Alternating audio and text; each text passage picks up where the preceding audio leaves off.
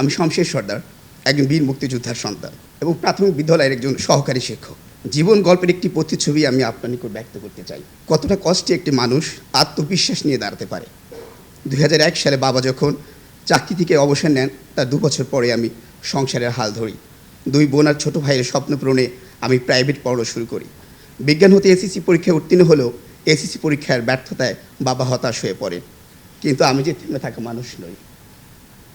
ধার করে টাকা নিয়ে এসএসসি পরীক্ষায় আমি উত্তীর্ণ হই। এরপর ব্যাচেলর অফ আর্টসের প্রথম বিভাগ, মাস্টার অফ সোশ্যাল সায়েন্সের প্রথম শ্রেণীতে উত্তীর্ণ হওয়ার পর ইলেকটিভ ইংরেজি সহ মাস্টার্স, বিএড প্রথম শ্রেণী, জিপিএড, এলএলবি এবং ঢাকা বিশ্ববিদ্যালয় হতে এমএড সম্পন্ন করি।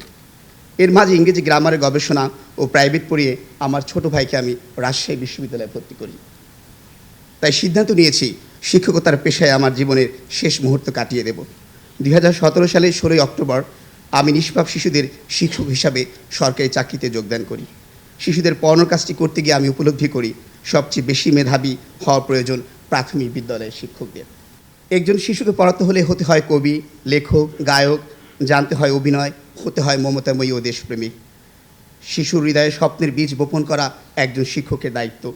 শিশুর সৃজনশীলতা ও প্রতিভা একজন দক্ষ শিক্ষকের পেশনায় জাগ্রত হতে পারে। ব্যর্থ মানুষ ঘুরে দাঁড়াতে পারে শিক্ষকের কণ্ঠে সফলতার গল্প শুনে। ব্রিটিশ কাউন্সিলের অ্যাপটিস এক্সামের মাধ্যমে 13 সপ্তাহের ট্রেনিং শেষে আমি মাস্টার ট্রেনার ইংলিশ হিসাবে প্রাথমিক বিদ্যালয়ের শিক্ষকদের প্রশিক্ষণ দিই। আমার লেখা গান, কবিতা ও গবেষণার মাধ্যমে 2023 সালে জেলার শ্রেষ্ঠ সহকারী শিক্ষক এবং ইংরেজি কথা বলার সহজ কৌশল সিনট্যাক্স উইথ ওয়ার্ডস অ্যান্ড ক্লোবার্টিং লার্নিং স্কুল ইনোভেশন করার কারণে 2024 সালের জেলার শ্রেষ্ঠ ইনোভেটর ভূষিত হই, যা আমার কাজের গতিকে আরও বাড়িয়ে দেয়। আমাদের দেশের শিশুরা অনেক মেধাবী, তাই শিশুদের উপর গবেষণামূলক শিক্ষা পদ্ধতি, ঝরে পড়া রোধ ও পড়ার আগ্রহকে আরও বাড়িয়ে তোলার লক্ষ্যে বিদেশি উচ্চশিক্ষার আমি স্বপ্ন দেখা শুরু করি এবং পৃথিবীর বিশ্ববিখ্যাত যুক্তরাষ্ট্রের হার্ভার্ড বিশ্ববিদ্যালয়ের অফার লেটার পেয়েও আমি আবারও থমকে গেলাম। এই বুঝি আমার স্বপ্ন আবারও হারিয়ে যাবে। তখনই আমার কাছে প্রদীপ হয়ে আসলো প্রধানমন্ত্রী ফেলোশিপ। আমি আত্মবিশ্বাসের সাথে আবেদন করলাম এবং চূড়ান্তভাবে নির্বাচিত হলাম। এই স্বচ্ছতায় আমি আজ শতভাগ নিশ্চিত, দেশপ্রেম ও পড়াশোনা কখনো বৃথা যায় না।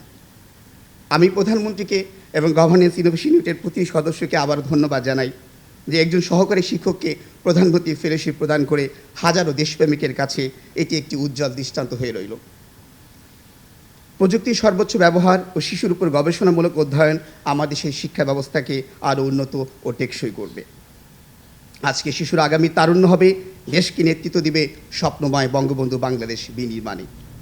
তবে শিক্ষক হিসাবে সবার কাছে আমার একটি আকুল আবেদন, আসুন মুক্তিযোদ্ধাদেরকে সম্মান করি, দেশকে ভালোবাসি।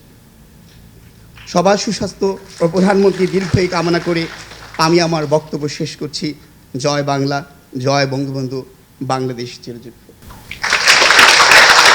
আমার বাবা, আমি আপনার সামনে বক্তব্য দিচ্ছি।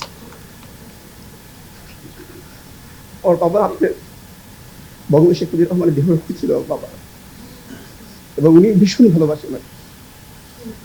আমার নাম লতিফ সরকার।